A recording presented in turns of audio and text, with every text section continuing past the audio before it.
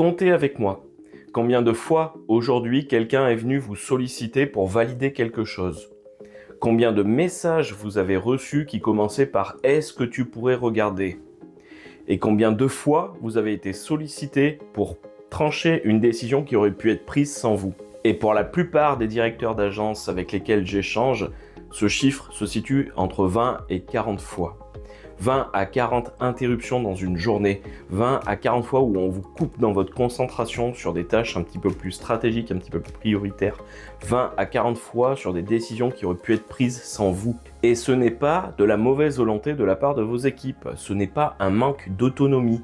C'est juste qu'au fil de la croissance de votre agence, vous êtes devenu le goulot d'étranglement, le point de passage obligatoire pour la prise de décision. Et tant que ça ne change pas, vous allez limiter votre capacité à absorber la croissance. Parce que si vous êtes disponible, tout va bien, mais quand vous êtes surchargé ou indisponible, et ben là, l'activité ralentit et la croissance ralentit. C'est ce qui va améliorer votre capacité à absorber la signature de nouveaux contrats. Et avant d'aller plus loin, je voudrais clarifier quelque chose, parce que devenir le goulot d'étranglement de son agence, c'est pas non plus un mauvais signe. C'est juste le signe que vous avez bien fait votre travail dès le départ. Vous avez construit et développé une agence sur votre expertise, vous avez pris des décisions parce que c'était vous le mieux placé pour les prendre, vous avez bâti une relation privilégiée avec vos clients, et tout ça, ça a fonctionné.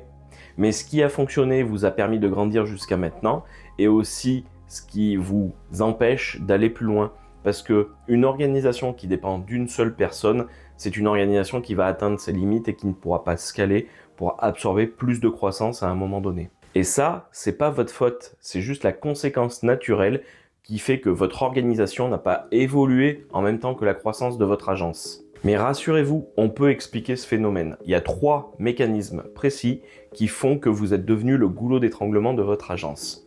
Le premier, c'est que personne ne sait jusqu'où il peut aller sans vous solliciter. Et dans la plupart des agences, le périmètre de décision n'a jamais été explicitement défini. Votre chef de projet sait qu'il gère des projets, mais il ne sait pas jusqu'où il peut aller. Par exemple, si le client demande une modification, est-ce qu'il peut l'intégrer au projet ou est-ce qu'il doit vous solliciter? Pour déposer un livrable chez le client, est-ce qu'il peut le faire tout seul? Est-ce qu'il doit vous demander l'autorisation, la validation? Pour gérer un conflit avec un client, jusqu'où il peut aller, qu'est-ce qu'il peut proposer au client sans vous solliciter. Bref, tout ça fait que votre chef de projet ne sait pas exactement quel est son périmètre de fonction. Et si la réponse à toutes ces questions dépend du contexte, dépend de l'urgence, dépend de l'humeur, c'est que le périmètre n'a jamais été défini. Et pour un collaborateur dont le périmètre n'est pas défini, il va avoir tendance à prendre le chemin le plus sûr, le plus direct. C'est ce chemin-là qui va passer par vous pour valider toutes les décisions. Et non pas parce qu'il manque de confiance en lui, c'est juste parce qu'il n'y a pas un cadre clair. Le deuxième mécanisme, c'est que les règles implicites restent dans votre tête. Et en fait, là, votre agence fonctionne sur des règles que vous seul connaissez, que vous seul maîtrisez. Un client mécontent, jusqu'où on peut aller pour le satisfaire? Une modification d'un livrable, jusqu'où on peut aller avant de refaire une facturation? La gestion d'une relation un petit peu difficile, qu'est-ce qu'on peut proposer, qu'est-ce qu'on peut faire sans vous solliciter? Toutes ces règles-là, vous les avez en tête, vous allez les appliquer au quotidien de manière inconsciente, mais comme rien n'est cadré, rien n'est défini, vos collaborateurs ne pourront pas les appliquer sans vous solliciter. Le troisième mécanisme, c'est l'historique des corrections qui renforce la dépendance. Alors ça veut dire quoi? Ça veut dire que c'est un mécanisme très puissant, puisque à chaque fois que vous allez corriger, modifier la décision d'un de vos collaborateurs, si vous ne l'expliquez pas, ce collaborateur ne prendra plus de décision, parce qu'au final, il va se dire quoi? Il va se dire, j'ai pris une décision, mais mon responsable est revenu derrière et a modifié ma décision. Donc la prochaine fois, au lieu de prendre cette décision, qu'est-ce qu'il va faire? Il va vous solliciter. Donc à chaque fois que vous allez modifier une décision, c'est important d'expliquer pourquoi, de recadrer les choses pour que votre collaborateur comprenne bien pourquoi vous êtes revenu dessus. Et ce cercle vicieux se renforce à chaque nouvelle correction silencieuse. Parce que vous corrigez une validation, du coup, la prochaine fois, on va vous demander de valider, ça va renforcer la dépendance et vous allez rester au centre de tout sans vraiment l'avoir voulu. Alors bien évidemment, ces 3 mécanismes ont un coût. Ils ont même plusieurs coûts. C'est assez subtil, C'est assez mesquin, mais je pense qu'il est important de les évoquer, de les identifier. Le premier, c'est le coût des interruptions. 20 à 40 interruptions par jour. Et à chaque fois que vous sortez de votre focus, que vous êtes interrompu sur votre concentration, vous allez perdre en moyenne une vingtaine de minutes pour retrouver ce niveau de concentration. Imaginez, on va prendre un cas extrême. Sauf que il sera peut-être pas forcément extrême pour tout le monde. Mais sur 25 sollicitations par jour, 25 sollicitations à 20 minutes, c'est 500 minutes. C'est 8 heures par jour. 8 heures par jour perdues sur votre concentration, sur votre tâche stratégique. Donc 8 heures, c'est vraiment énorme. Mais même si vous prenez que 30% de ça, même si vous prenez que 2 heures et demie, vous imaginez le temps perdu sur ces interruptions. Ensuite, vous avez le coût sur votre capacité à signer.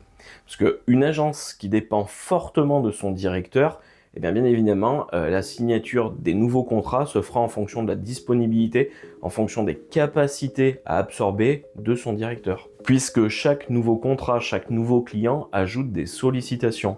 Et chaque sollicitation supplémentaire diminue la capacité à signer sur les prochains contrats. Et là, on va rentrer dans une boucle qui va se fermer progressivement et qui va faire que si on signe, ça va être compliqué de ne pas casser quelque chose qui tourne jusqu'à maintenant correctement.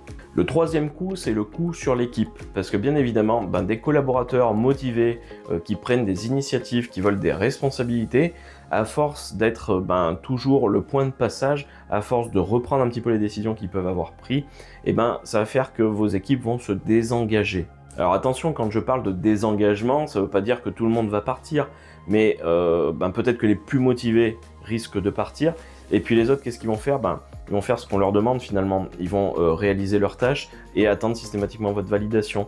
À chaque point bloquant, ils vont vous solliciter pour avoir votre avis, pour avoir votre interprétation, pour pouvoir avoir votre arbitrage, votre validation. Bref, vous l'avez compris, votre équipe va perdre son autonomie, va perdre son indépendance, et remontera systématiquement sur vous. Alors, quelles sont les solutions? Les solutions, il y a plusieurs choses à mettre en place pour pouvoir pallier à ces trois mécanismes.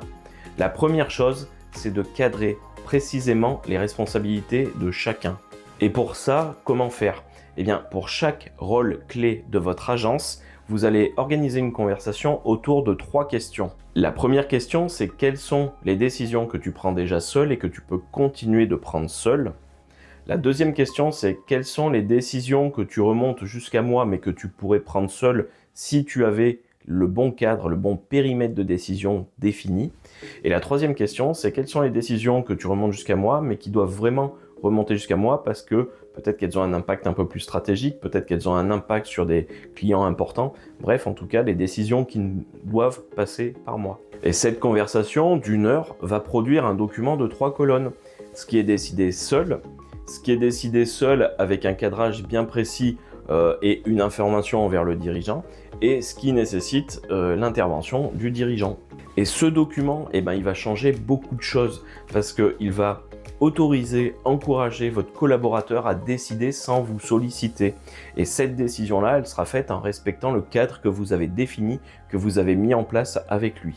La deuxième chose à mettre en place, c'est d'écrire les 5 choses qui vous sollicitent le plus chaque semaine. Vous allez identifier les 5 éléments qui vous sollicitent le plus, qui génèrent le plus de temps chaque semaine. Et pour chacune de ces situations, vous allez définir un cadre, vous allez définir les règles que vous appliquez déjà, mais qui sont dans votre tête. Vous allez définir pour chacune de ces solutions sur une page tout le process à suivre. Et là, j'insiste, vous ne faites pas un document de 40 pages, vous faites juste une seule page pour chaque situation. Et surtout, ce que vous appliquez, c'est une règle, une phrase. Par exemple, pour un client qui demande une modification mineure, on intègre sans questionner. Point. Quand une modification nécessite plus de 2 heures de travail, on envoie un devis avant d'agir. Quand 2 urgences s'affrontent, on priorise le client le plus ancien. 5 règles écrites, partagées avec l'équipe, discutées et pas imposées. Ce travail prend 2 heures et il va réduire considérablement les sollicitations sur ces sujets. Le troisième axe, c'est d'arrêter de corriger en silence. C'est un pilier important et difficile à mettre en œuvre. Mais à chaque fois que vous allez corriger la décision d'un de vos collaborateurs sans l'expliquer, vous allez renforcer ce cercle vicieux de dépendance. Et là, la règle est simple. Si vous modifiez la décision prise par un collaborateur, expliquez pourquoi Expliquez-le même à tout le monde. Pas pour vous justifier, mais juste pour que vos collaborateurs puissent prendre la meilleure décision la prochaine fois, en intégrant les règles qui vous ont permis, vous, de modifier cette décision. Et ça, c'est un investissement de quelques minutes pour expliquer pourquoi, et ça va vous permettre d'économiser des dizaines de minutes de sollicitation la prochaine fois. Je vais vous parler de David. David, c'est un client à moi qui est directeur d'une agence de SEO de 12 collaborateurs. Et quand on a commencé à travailler ensemble avec David, il recevait entre 30 et 35 sollicitations par jour. Chaque livrable client passé par lui avant l'envoi, chaque validation client passée par lui pour arbitrage, chaque priorité passée par lui, bref, tout remontait jusqu'à lui pour qu'il arbitre, pour qu'il tranche, pour qu'il valide. Et David, il avait l'impression que sans lui, rien ne tenait vraiment. Et il avait raison, pas parce que son équipe était incompétente, mais parce que rien n'avait jamais été défini pour savoir qui pouvait décider de quoi jusqu'où. Bref, les règles de décision, le cadrage de décision pour que ses collaborateurs puissent prendre des décisions dans de bonnes conditions. Et en 5 semaines, on a fait 3 choses. On a défini le périmètre de chaque chef de projet, 1 heure de conversation avec chaque chef de projet. On a écrit 7 règles qui généraient le plus de sollicitations. Donc ça va sur du retour client, du conflit en interne, du process de validation et de livraison. Et David s'est engagé à expliquer oralement systématiquement toutes ces corrections sur les 30 prochains jours. Et le résultat en 8 semaines, c'est que les sollicitations ont baissé de 65%. David a récupéré 9 heures par semaine qu'il a pu consacrer au développement de son agence, ce qui lui a permis de signer 2 nouveaux contrats. Et encore une fois, pas de recrutement, pas de réorganisation complète, juste 3 choses précises qui ont été faites dans le bon ordre. Et concrètement, qu'est-ce que vous allez récupérer si vous n'êtes plus le goulot d'étranglement de votre agence? Vous allez récupérer du temps qui va vous permettre de développer votre activité pour signer de nouveaux contrats. Et ces nouveaux contrats-là, vous allez pouvoir les signer sans vous demander si vous aurez la capacité de les gérer dans de bonnes conditions. Vous allez aussi retrouver une équipe qui s'implique davantage et qui reprend une certaine autonomie, qui peut avancer sur des projets sans être en permanence dans votre bureau pour vous demander de valider des choses. Puis vous allez retrouver une délivrance qui va tenir même si vous n'êtes pas là. Et vous allez peut-être avoir la capacité de partir en vacances sans votre téléphone. Mais surtout, vous allez retrouver une agence qui va pouvoir absorber de la croissance, absorber de nouveaux contrats au-delà de ce que vous pouvez porter tout seul. Si cette vidéo vous a apporté de la clarté, likez, commentez, abonnez-vous, mais surtout passez à l'action. Et ça permettra peut-être à d'autres directeurs d'agence qui sont dans votre situation de tomber sur cette vidéo. Donc votre prochaine action dans la semaine qui vient, identifiez un collaborateur, un de vos chefs de projet, prenez 1 heure pour échanger avec lui et définissez le cadre de décision sur son poste. 1 heure investie pour pouvoir récupérer des heures chaque semaine.